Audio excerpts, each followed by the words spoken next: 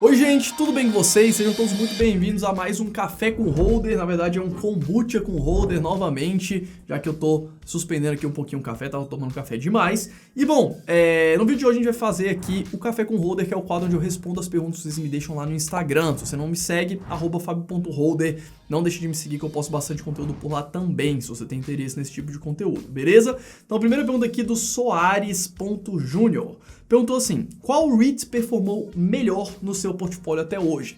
Bom, antes de falar isso, é importante lembrar que esse vídeo aqui, ele é a parte 2 do Café com Holder da semana passada, que também foi sobre REITs. Eu tô continuando pegando as dúvidas que vocês me deixaram por lá sobre esse assunto. Se você não sabe o que é um REIT, é basicamente uma empresa que investe em imóveis, listada lá nos Estados Unidos. Então você tem exposição a imóveis norte-americanos e você recebe aluguel de 3 em 3 meses acumulados, né, desses imóveis que você investe. Então, qual REIT performou melhor no seu portfólio até hoje? Se eu não me engano, eu comecei a investir lá em 2015, então se eu não me engano, foi o TRNO.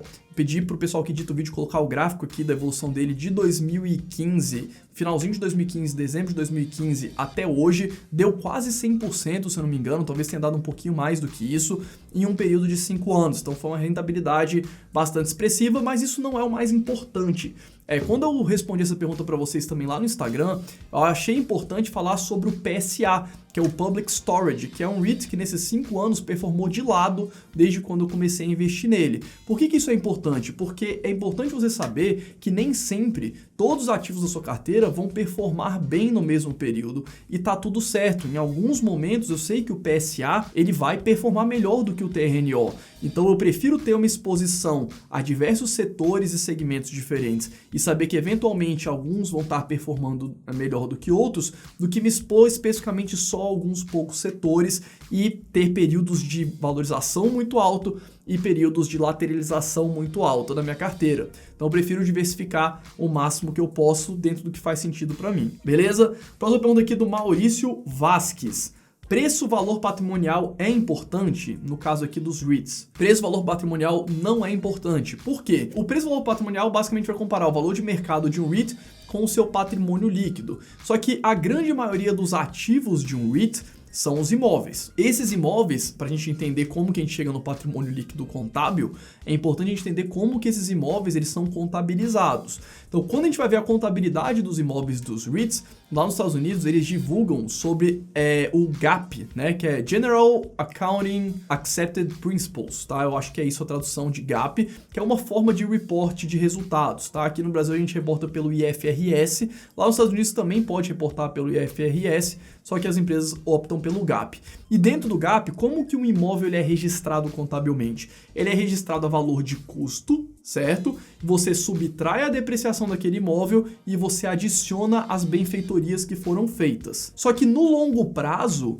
a gente perde contabilmente toda a valorização que o imóvel eventualmente tem. Então você pega REITs que possuem ativos mais antigos, né, com 10 anos, 5 anos, 20 anos, 30 anos até, aquele ativo está com valor contábil totalmente defasado. É como se fosse assim, você comprou um imóvel a R$1 milhão há um ano atrás, certo? E aí lá na escritura do imóvel tá lá, R$1 milhão o valor do imóvel. E aí chegou hoje, o imóvel tá valendo R$2 milhões. E aí você fala, bom, esse imóvel está valendo 2 vezes o valor patrimonial dele? Não é bem assim, porque o valor patrimonial dele, na verdade, é o valor de mercado, o valor justo. Então, quando você olha contabilmente para os ativos do REIT, você está vendo basicamente o custo de aquisição, né? Você vai ter a depreciação reduzindo ele, mas você vai ter as benfeitorias sendo repostas. Então, ele vai ficar meio que de lado com o valor no longo do tempo e você vai perder toda essa valorização. É um indicador que deixa bem menor o patrimônio do que ele deveria ser. Você não deveria utilizar essa métrica, tá bom? Uma métrica que pode ser mais interessante para você ter uma ideia de como que o mercado está precificando um ativo é o preço em relação ao FFO, que é o Funds from Operations, que é um indicador que mostra quanto que o REIT está gerando de resultado. Eu falei sobre isso no vídeo da semana passada, no Café com Holder, parte 1, beleza? Dá uma olhadinha lá depois. Próximo ponto aqui do José Ricardo Barros. Quais os setores de REITs mais resilientes? Historicamente, nas últimas décadas, os setores de REITs que apresentaram a menor variância de resultados, e veja que resiliência tem muito a ver com previsibilidade. Tá? Às vezes um REIT que trouxe uma performance muito alta alta, mas de forma mais randômica, ele não é tão resiliente assim. Então, quando a gente procura estabilidade, o que faz todo sentido no caso dos REITs, a gente tem 3 segmentos que apresentaram a maior estabilidade nas últimas décadas. O primeiro deles foi logística, beleza? Que lá nos Estados Unidos a gente chama de industrial, que dentro de logística, né, dentro de industrial a gente tem galpão logístico, a gente tem fábricas, e a gente tem imóveis do setor industrial de uma forma geral, beleza? Então, os imóveis de logística, a gente tem os imóveis de data center, que basicamente são imóveis que as empresas alugam para colocar computador lá dentro, ok? Para utilizar de data center, e também o segmento de residencial. E dentro de residencial, a gente tem alguns segmentos diferentes, como por exemplo, apartamentos, que são prédios residenciais, e também manufactured house, que são casas pré-moldadas e muitas vezes aluguéis para RVs, né? RVs lá nos Estados Unidos são aqueles trailers familiares, né? Muita gente mora ali dentro, então tem alguns REITs que são proprietários do terreno e eles alugam esse terreno para as pessoas pararem o trailer e morarem lá, né? Como se fosse o point é lá e você acaba morando. Um REIT que opera dessa forma é o ELS, Equity Lifestyle, ok? Para quem tiver interesse de conhecer. Mas são esses 3 grandes segmentos: logística, data center e residencial foram os que apresentaram a maior previsibilidade. Léo Sérgio Silva perguntou aqui: qual o maior REIT dos Estados Unidos em valor de mercado? O maior REIT de valor de mercado, vou pedir para o pessoal da edição colocar, é o American Tower, código de negociação AMT. Ele tem, no momento que eu gravo esse vídeo, 103 bilhões de dólares de valor de mercado. Isso dá praticamente 505 bilhões de reais de valor de mercado, que seria maior do que todas as empresas listadas na bolsa aqui do Brasil, só para vocês terem uma ideia da ordem de grandeza. Esse REIT, ele é proprietário de antenas de transmissão. Então, ele tem propriedades aqui no Brasil, tem propriedades espalhadas praticamente pelo mundo inteiro, de redes, né, de antenas que são alugadas para as empresas de telefonia, por exemplo, de telecomunicação, para fazer transmissão dos dados. É um REIT bem interessante, é um REIT que eu invisto, inclusive. Não é a minha maior posição, não tenho uma posição tão grande nele, mas é um REIT bastante interessante. Próxima pergunta aqui do Ricardo Encerra: o que acha de PLD? Acompanha? O PLD, o Prologis, também é um dos maiores REITs lá dos Estados Unidos. Ele tem 73 bi de valor de mercado, para o pessoal botar na tela também. Ele é o maior REIT de logística, tá? Por que eu não tenho ele na minha carteira, apesar dele ser sim um bom ativo, tá? Porque o PLD, esses REITs, não só o PLD, mas normalmente os REITs que são muito grandes, e o PLD no caso é um deles, ele possui as suas aquisições através de várias joint ventures. O que são joint ventures? É quando a empresa se junta com outra empresa, né, uma joint venture, elas se juntam para adquirir um determinado imóvel ou para adquirir uma determinada parcela de imóveis. E isso torna a análise do ativo muito mais complexa para você entender o que está acontecendo lá dentro. Então, como dentro do segmento de industrial e de logística a gente tem vários outros bons REITs, como por exemplo é o caso do STAG, como é o caso do Rexford, como é o caso do TRNO, como é o caso do Duke Realty, DRE, esses REITs, eles são excelentes opções dentro do setor de industrial, eles são opções que dão muito menos trabalho de análise, a análise é muito mais simples, muito mais fácil. Então, eu prefiro não ter o PLD, mas dentro de uma carteira diversificada dá para ter tranquilamente. Por exemplo, eu poderia muito bem adicionar ele na minha carteira sem ter nenhum problema, mas eu prefiro não investir porque eu acho a análise dele muito trabalhosa, me demanda muita energia e eu não quero perder tanta energia assim com um único ativo, já que eu tenho uma quantidade bem grande de ativos na minha carteira, para quem me acompanha aqui já sabe, beleza? Então vamos lá, Desirê Leal, eu acho que é isso, tá?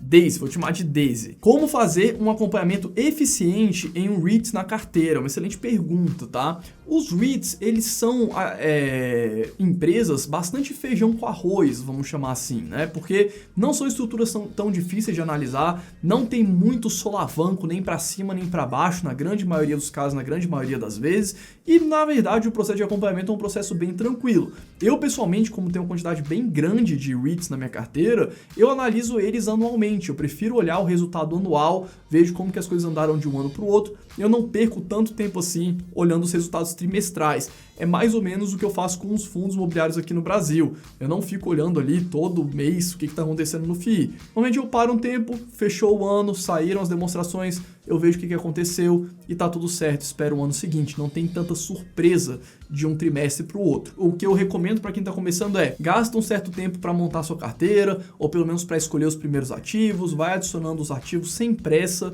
saiba que a sua carteira você vai construindo ela ao longo do tempo, e vai investindo com tranquilidade e depois vai fazendo as análises anuais, tá? Não precisa ficar acompanhando notícia toda hora, não precisa ficar acompanhando o resultado trimestral toda hora, porque não vai ter muito o que fazer. Receitas para secar. Se fosse para você se expor aos setores complicados de REITs, qual o percentual máximo que você iria?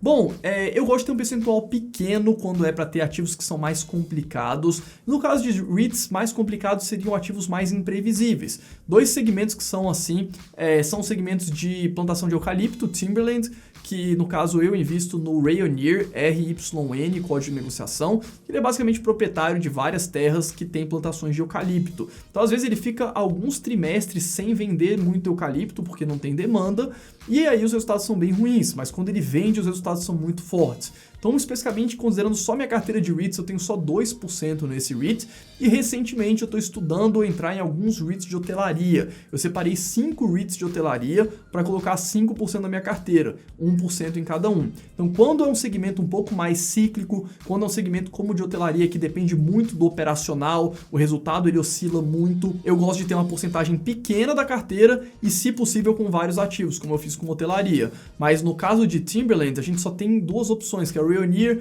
e o Weyerhaeuser. O Weyerhaeuser eu não gosto muito porque ele tem muito operacional, ele fabrica as madeiras, né, os subprodutos da madeira, enquanto o Rayonier ele é um pure player, que a gente chama, né, jogador puro de plantação de eucalipto. Então ele só planta, extrai a madeira e vende, né, basicamente ele faz isso. Então só tem duas opções, por isso que eu tenho só um. Mas no caso de hotéis, como tem 5 bons REITs lá dentro, se vocês quiserem eu posso fazer um vídeo falando só sobre esses REITs. Postei lá no meu Instagram também, se você quiser ir lá dar uma olhada já tá lá, mas eu posso fazer um vídeo falando só sobre esses 5, beleza? Alan Dokarmotic, ok. Alan, quais são as suas maiores posições? Então, minhas 2 maiores posições são nos 2 REITs que eu comecei a investir lá no começo, em 2015, que foi o TRNO, que é um REIT de industrial, que ele é focado nos 4 cantos dos Estados Unidos, então aquela região de Nova York, Boston, região da Flórida, região da Califórnia e a região de Washington, né, lá no estado de Washington.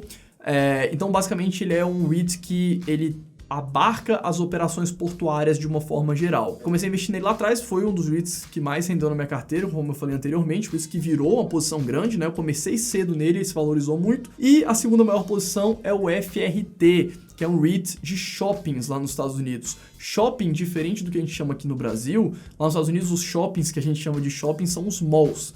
Shopping lá para eles são aqueles comércios a céu aberto, normalmente shoppings de céu aberto ou comércios que normalmente tem uma loja âncora de supermercado, tipo Walmart, Target, Ross, essas lojas âncoras no comércio. Quem já foi lá nos Estados Unidos já sabe do que eu tô falando, que normalmente é um comérciozão a céu aberto com um supermercado grande no meio e algumas lojas periféricas de varejo. Então o FRT é um REIT desse segmento, também foi um dos primeiros que eu comecei a investir e acabou também virando a minha maior posição.